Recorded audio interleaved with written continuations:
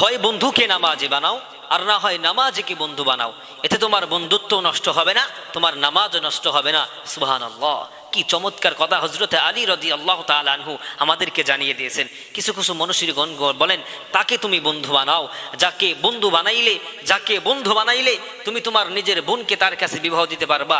কিন্তু আফসোস, এখন আমার বন্ধু এমন হয়ে গিয়েছে, আমাদের বন্ধুত্ব এমন হয়ে গিয়েছে যে আমি আমার বন্ধুর কাছে আমার বোনকে বিবাহ দিতে চাইবো না, আর আমার বন্ধু আমার কাছে তার বোনকে বিবাহ দিতে চাইবে না, কারণ সে আমার চরিত্রের বিষয় এত লুজ সেটা জানে, আর তার চরিত্রের বিষয়ে আমি জানি তার চরিত্রটা কতটুকু লুজ। প্রিয় ভাইয়েরা আমার, বন্ধু বানাইতে হবে রাসূল কারীম সাল্লাল্লাহু আলাইহি ওয়াসাল্লামের মতো।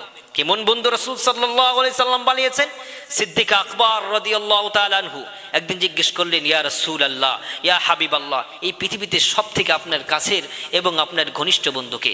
তখন তিনি মুহাম্মদুর রাসূলুল্লাহ, পেয়ারা নবী আমার, সাইয়্যিদুল মুরসালিন, রহমাতুল্লিল আলামিন, খাতামুন নবিয়্যিন, তিনি জানিয়ে দিলেন পৃথিবীর মধ্যে আমার আসল বন্ধু হলেন আমার আল্লাহ। সুবহানাল্লাহ। তিনি কিন্তু বলতে পারতেন যে আবু বকর আমার বন্ধু, আলী, উসমান, ওমর এরা হচ্ছেন আমার বন্ধু, কিন্তু না, আল্লাহ ডিরেক্টলি রাসূল সাল্লাল্লাহু আলাইহি সাল্লাম বন্ধু বানিয়েছেন আল্লাহ তাআলাকে।